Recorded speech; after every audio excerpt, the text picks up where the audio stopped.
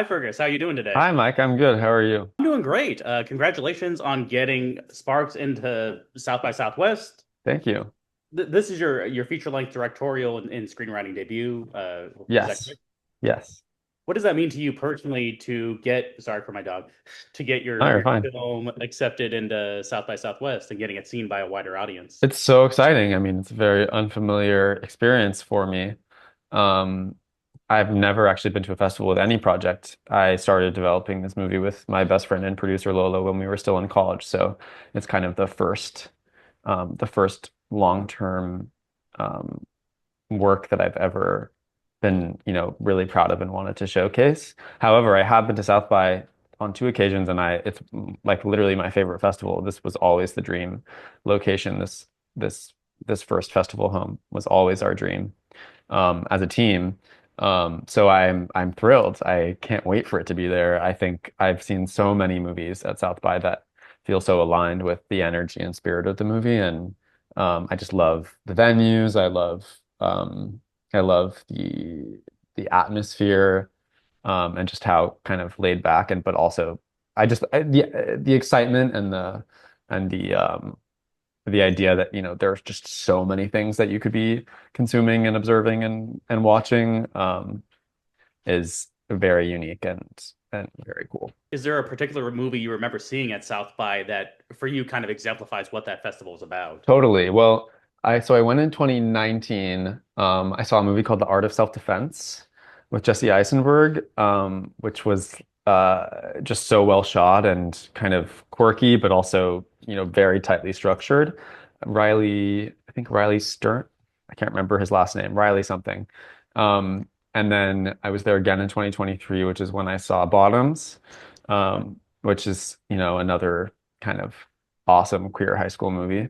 And I saw Problemista, which kind of similarly, well, it's not very similar to Sparks, but it has some of the same magical realist touches, and I love Julio Torres's work. So those are movies that I remember particularly. I also saw this movie called Boys in the Wood, which was this like Scottish thriller set in the Highlands. It was crazy. Yeah, those are some of the things. Great movies. So can you walk us through the genesis of where this idea for Sparks came from, the time traveling reservoir and all that? Yeah, so I've had the idea for a body of water that may or may not have the power to transport a swimmer for a very long time, probably since I was 12 or 13. I would remember like being on a hike with my mom and like having that image just like kind of come to me. But I didn't really have anything to do with it for a long time. I wrote a script when I was a freshman in college that involved a swimming pool that was a time portal. And it was actually a script set in Las Vegas. I was already kind of preoccupied with the desert and arid, kind of vast vistas and landscapes. But I didn't really like the script at the end of the day. And then separately from all that, my best friend Lola, the producer of the film, invited me to a research project in the Black Rock Desert, Northwest Nevada, 2 hours from Reno, which was facilitated by Burning Man Project, the nonprofit that runs the event. And in the course of that research, it was for land design, regenerative art. We discovered this reservoir, this agricultural reservoir, this like sparkling blue lake in the middle of nowhere, which just like appeared from behind mountains. And we were so taken with it. We were like, we have to do something here. I told her about this vision for a time portal in a lake or any body of water.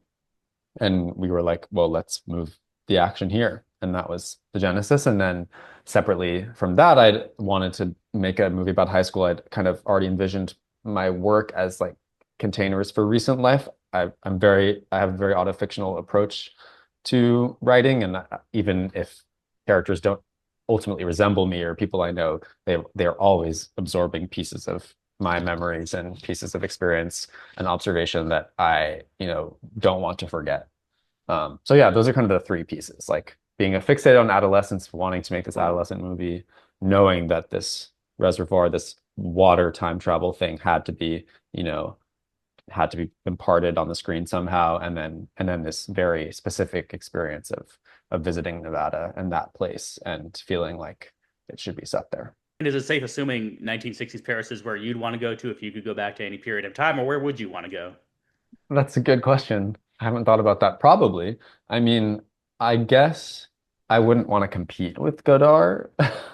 So maybe if I was not a filmmaker, it would be more appealing. Um, I mean, there are so many. I think I'd maybe want to go back farther.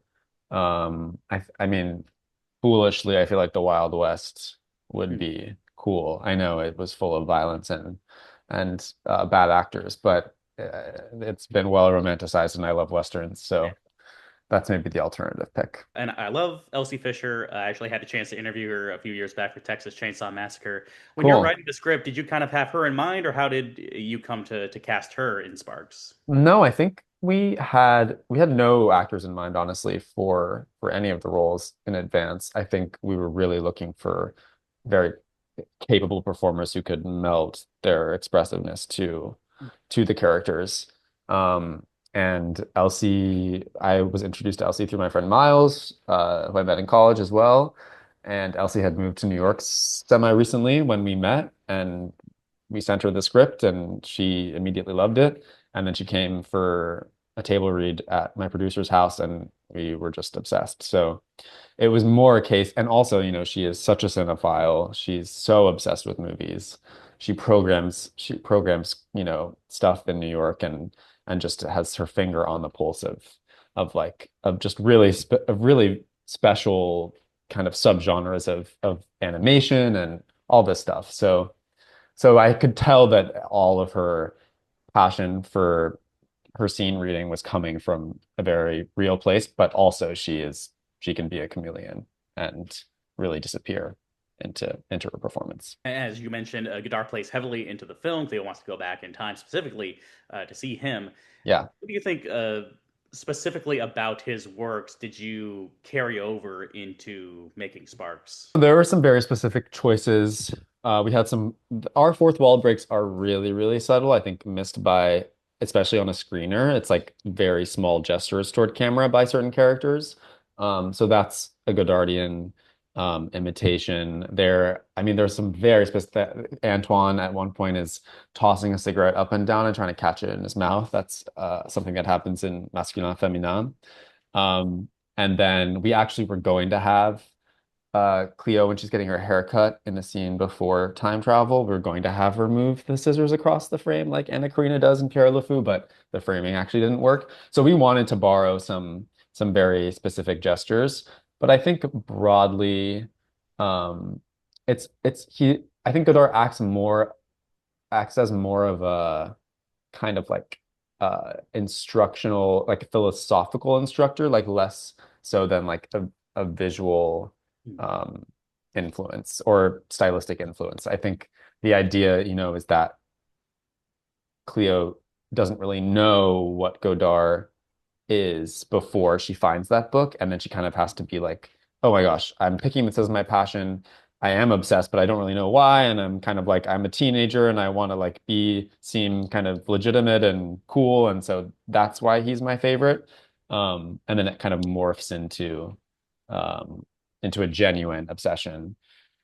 I'm trying to think of like what else. There's nothing, we kind of just decided not to make it like a new wave pastiche. You know what I mean? Like we considered that direction. And then I think whether because it didn't really fit the landscape or fit Reno specifically, I think maybe that was why we didn't ultimately go in that direction. I mean, a big thing with the French New Wave movement was rejecting modern, at the time, filmmaking conventions and experimenting more. And it kind of Yes, seems like with like mainstream Hollywood, with monopolies kind of taking over, especially as of late, there are fewer opportunities to kind of break in. Do you think now is kind of the perfect time for people to go back and revisit Godard's work and see those French New Wave films and start, kind of making their own stuff, like making their own way within the industry? totally. I mean, absolutely. I think one of the things that he was able to do was, make use of more portable camera technology and just like shoot everywhere in Paris and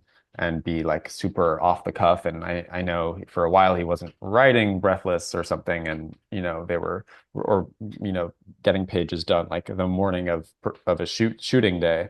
Um, so I think that there's an interesting tension between like wanting that looseness and wanting that ability for improvisation, and then also, fearing as a filmmaker that you're not going to get everything you need.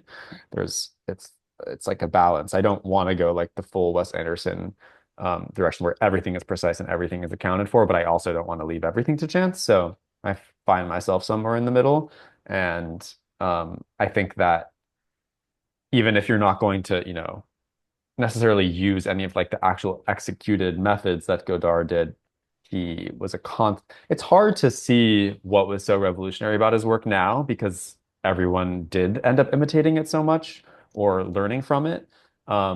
So I think in isolation, any reviewing of Godard won't. It might just feel confusing. So I think it has to happen with um, it has to happen with a education in like all kinds of movies from that period and a lot of movies since. I think you can be inspired. I think there's still so much amazing filmmaking. I mean, just outside the studio system, that happens every year. There are so many dozens of good movies that I see every year, and they still all feel pretty formally and energetically um, novel to me. Speaking of which, were there any scenes that like you wanted to have in Sparks, but like couldn't? Just speaking of that looseness, or something in the script that like once you get you start filming, you realize like okay, this needs a little tweaking so we can get it Hmm. kind of. That's a good question. Honestly, my producer is superhuman and she made everything happen. I mean, we didn't have any crazy ideas. We were never going to use VFX. We were never going to build, giant sets. We were always going to like imagine within the realm of the possible. But even given that, I think Lola didn't say no to me ever. So she made so many things possible. I think the one thing maybe was like we didn't have a lot of time on the day of the fruit fight scene.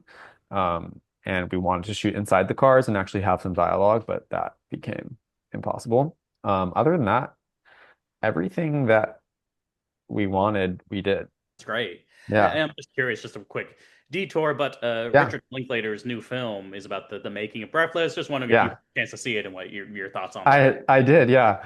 I loved it because I thought that the script really operated as like a collection of amazing advice. There are so many characters in the film uh who just are kind of like there to regale you with little aphorisms about how to approach kind of filmmaking and life. I think um, he has Godard says something like, art and crime both require leisure time to flourish or something. Um, which kind of goes to my point. I actually thought of it when I was talking about, this idea of improvising and then also planning. It's like he didn't want to plan because he thought that planning was antithetical to like actual inspired creative expression and production, which is like it's interesting. And it has another quote about how, real life is not continuous, so we shouldn't care about continuity. Um, lots of create or yeah, there's so many lines. I can't remember them all now, but I think I think I wrote them all down afterward because I wanted to kind of just like have them on the mind when thinking about um, future work and future writing. I assume Sparks will be going through the festival circuit and you'll be busy dealing with all of that. But do you have any other ideas or any other scripts you're working on at the moment? I do, yeah. I mean, I also kind of like the idea of the time travel as the first movie as unlocking like two or three or four other destinations for subsequent films. And I am obsessed with Paris, and I have family there. I spent summers there since I was really young, so that's kind of always been a place where I've wanted to set a movie. So ideally, the next movie is going to be set fully in Paris. It will also be a container for semi-recent life, which is college, summer after freshman year. Um, and it is much more autofictional. It's about a character who is spending a summer working at a self-storage company on the outskirts of Paris, and how his vision for a charmed life or some kind of ambitious um, experience is like a little challenged by the fact that he doesn't know what he wants to do and doesn't have the means or the network to like make anything happen. Then just have Elsie Fisher walking through the background and have a whole Sparks Honestly, thing. I kind of want him to watch a movie in the film that like is a new wave pastiche starring Elsie Fisher.